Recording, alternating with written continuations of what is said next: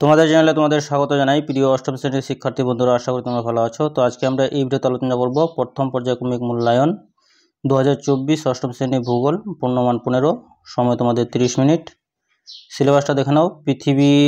পৃথিবীর অন্দরমহল প্রথম অধ্যায়, যেটা তোমাদের বইয়ের পেজ নাম্বার 1-এ আছে। দ্বিতীয় অধ্যায় অস্তিত্ব পৃথিবী, পেজ নাম্বার 7-এ তোমরা পাবে। তৃতীয় অধ্যায় শিলা, 19 পেজ। আর অষ্টম অধ্যায় ভারতের প্রতিবেশী দেশসমূহ তাদের সঙ্গে সম্পর্ক, এটা তোমরা তোমাদের বইয়ের 73 পেজে পাবে।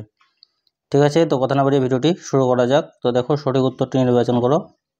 প্রথম প্রশ্ন কি দেওয়া আছে, যে অন্তঃকেন্দ্রমণ্ডল ও বহিঃকেন্দ্রমণ্ডল পৃথক হয়েছে কোন বিযুক্তির মাধ্যমে?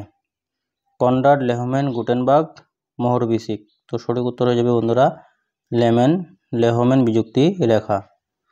এরপর প্রশ্ন দেখো, ভারতের কোন রাজ্যটিতে ভূমিকম্প ঘটার প্রবণতা সবচেয়ে বেশি? তামিলনাড়ু, উড়িষ্যা, জম্মু কাশ্মীর, উত্তরপ্রদেশ। তো তোমরা জানো যে জম্মু কাশ্মীরে ভূমিকম্প হওয়ার প্রবণতা সবচেয়ে বেশি। তারপরে দেখো, কোনটি নিঃসারী আগ্নেয়শিলার উদাহরণ?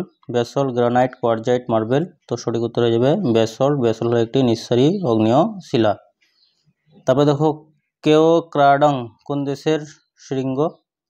ভুটান, নেপাল, মালদ্বীপ, বাংলাদেশ। তো সঠিক উত্তর হয়ে যাবে বাংলাদেশ। কেওক্রাডং হলো বাংলাদেশের উচ্চতম পর্বত শৃঙ্গ। তারপরে দেখো, শূন্যস্থান পূরণ করো। প্রথমটি দেওয়া আছে যে ড্যাশ অগ্নিগিরিটি হলো ভূমধ্যসাগরের আলোকস্তম্ভ। তো স্ট্রোম্বলি হলো ভূমধ্যসাগরের আলোকস্তম্ভ। তারপর দেখো, মহাদেশীয় পথের সংঘর্ষে সৃষ্ট পৃথিবীর উচ্চতম ভঙ্গির পর্বতটি হলো ড্যাশ। তো সঠিক উত্তর হয়ে যাবে তোমাদের হিমালয়। তারপরে দেখো, দারুচিনি দ্বীপ বলা হয় দেশটিকে? তো শ্রীলঙ্কাকে বলা হয় দারুচিনি দ্বীপ। তারপরে দেখো, সার্কের সদস্য সংখ্যা হলো কত? তো সার্কের সদস্য সংখ্যা হলো 8টি। এখান থেকে তোমরা আরও পড়বে যে সার্কের সদর দপ্তর কাঠমান্ডু, ঠিক আছে। আর সার্ক গঠিত হয়েছিল 1985 সালে। সংক্ষিপ্ত উত্তর দাও, ভূমিকম্পের উপকেন্দ্র কাকে বলে, অথবা অ্যাস্ট্রোস্ফিয়ার কি? তারপরে পাতালিক শিলা কাকে বলে, একটি উদাহরণ দাও, অথবা বজ্রপাতের দেশ কোন দেশকে বলা হয় এবং কেন বলা হয়?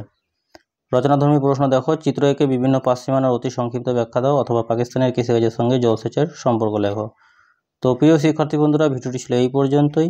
ধন্যবাদ।